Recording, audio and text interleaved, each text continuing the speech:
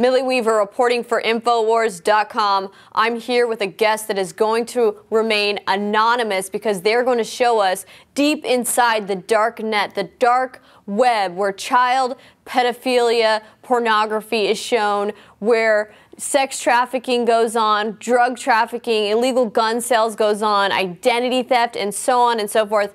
Now, I just wanted to ask you, what all have you seen, and can you describe some of what you've seen on the Darknet? On the Darknet, you have access to anything. It's basically an uncensored internet when it comes to being able to buy and sell anything you can imagine. Now, I want to get more onto the child exploitation aspect of this. I know it's a very gruesome topic. It's pretty disturbing, but I don't want you to hold back. I really want you to just tell us what exactly is going on the dark web regarding this child pornography and pedophilia industry. Well, you named it just right. It is an industry. It is a billion-dollar industry to trade in child pornography.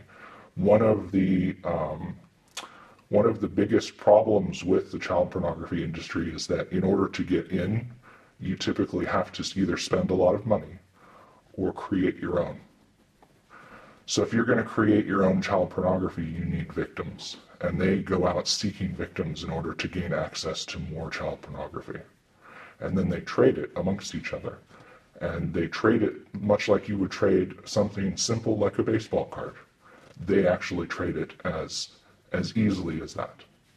Well, what type of stories have you heard from people that have seen some of these child porn websites? Because I know that you yourself aren't going to look at that stuff. You don't want us to see it. I don't want to see it myself personally. But what have you heard from people? What are some stories that you could kind of tell us about?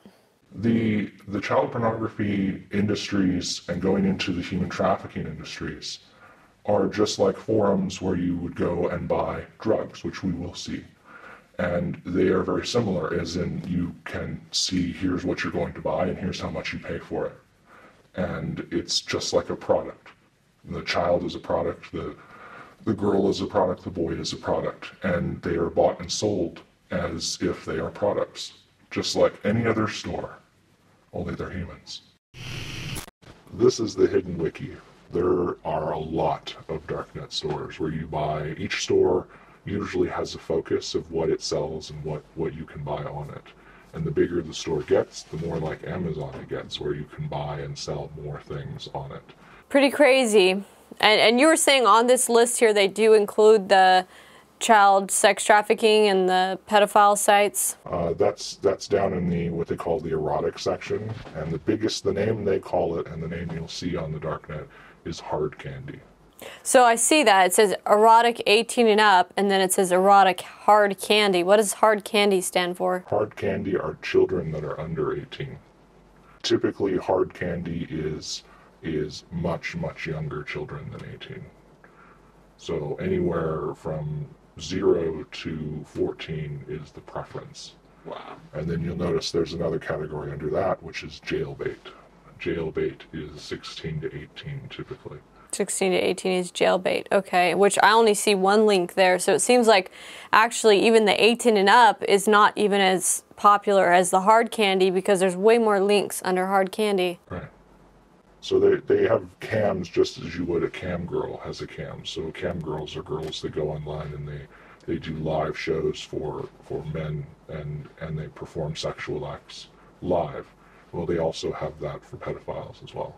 It's just crazy to see, evil really exists out there.